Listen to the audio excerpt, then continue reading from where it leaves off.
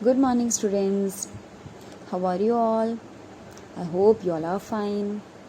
So, students, this is your Sara Miss. Welcomes you again to this online class. Okay.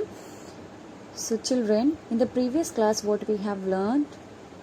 We have learned about collective nouns, right now. So, in today's class, we will again learn about noun. Okay. But in noun, what we will learn? We will learn about noun phrase. What is noun phrase? We have learned about noun. Noun means name of a person, place, thing, animal. Okay. So in today's class, we will learn about noun phrase. So before going to noun phrase, let us see some examples. Okay. So ma'am is giving you some example. For example, I want to go home. So in this sentence, I want to go home. What you can say, noun phrase means किसको बोलता है? Noun phrase is a group of words, ऐसे जो words का group है जिसमें noun के work को बताते हैं. That means for example, in this example, I want to go home. I want to go home में ऐसा कौन सा वर्ड है जो काम को बताता है, यानी कि वर्क को बताता है, नाउन का वर्क को बताता है. First of all tell me what is the meaning of this sentence. I want to go home, मुझे घर जाना है. व्हाट दे आर टेलिंग, मुझे घर जाना है. सो क्या काम होता है वहां में? घर जाना. That is the work, no. So I want to go home sentence में मुझे घर जाना है. तो घर जाना means which word defines that? Which word? Go home, to go home. So that word, that group of words are known as noun phrase.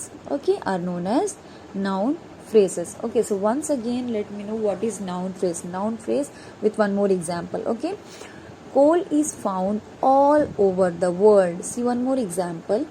Coal is found all over the world. Coal दुनिया के चारों ओर, यानी कि दुनिया के सभी जगह में कोल पाए जाते हैं. अंडरस्टूड. सो कोल कहाँ पाए जाते हैं? ऑल ओवर द वर्ल्ड, यानी कि दुनिया के सभी जगह में. ओके, दुनिया के सभी जगह में. So the coal is defining that. Okay, मतलब ये सेंटेंस में ये डिफाइन करता है कि कोल कहाँ कहाँ मौजूद होता है. Okay, that means the place where the coal is found all over the world. Understood. So ये ऑल ओवर द वर्ल्ड ये बताता है कि कोल कहाँ पाए जाते हैं. Understood. So that means all over the world is noun phrase. So you can see one more example, children. I enjoy playing tennis. You can see some questions is given for you. In the first one, it is done for you.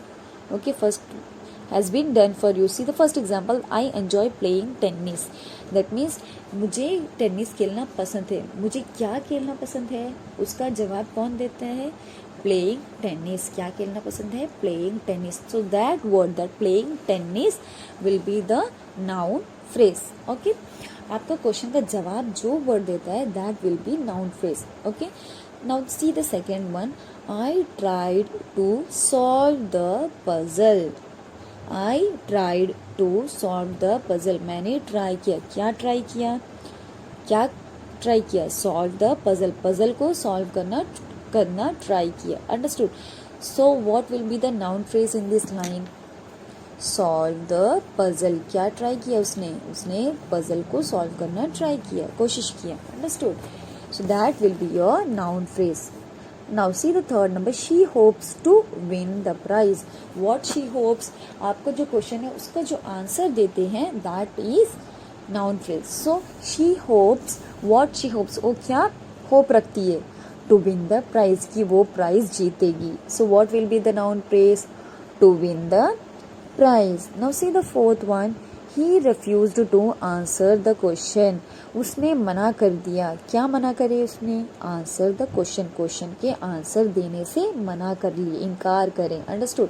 So what will be the noun phrase in this line? To answer the question. Now see the fifth one.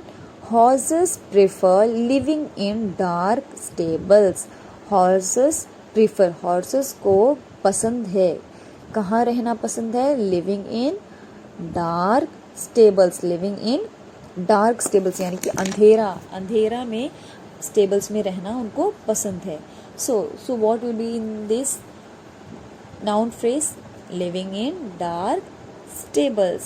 Now see sixth one, everyone should learn to cook. सभी को क्या सीखना चाहिए? Learn to cook. सभी को cook करना सीखना चाहिए. So what will be in this? Learn to cook. Next, he denied eating the whole cake. उसने मना कर दिए. क्या मना करे? Eating the whole cake. Cake को पूरा खाने से मना कर दिए. Understood. Next, did you enjoy reading this book? Did you enjoy, क्या तुमने एंजॉय करे ये बुक पढ़ते हुए? So what will be in this noun phrase? Did you enjoy, क्या एंजॉय किए? उनका आंसर कौन देता है? Reading this book. Okay. Next, he hates having to scold the students. उनको हेट है स्टूडेंट्स को स्कोल्ड करना. स्कोल्ड यानी कि गुस्सा करना. स्टूडेंट्स के ऊपर गुस्सा होना उनको पसंद नहीं है. Okay. So what will be in this? To scold the students. Next, I will never do such a thing. मैं ऐसा काम कभी नहीं करूँगा. Okay. So what will be in this? I will never do such a thing. So what will be in this noun phrase? Do such a thing. Okay. My mother promised to get me something. So next 11 number, students, we have finished 10. So from 11, 12, 13 and 14 and 15 you have to do by yourself. Okay. So see, once ma'am is explaining you, my mother promised to get me something. मेरे mother ने मुझे promise किया कि मुझे कुछ देंगी. Okay. Next, she wished to talk to his manager. वो wish कर लिए कि वो अपने मैनेजर से बात करेगी. Okay. Next, have you ever try to climb a tree?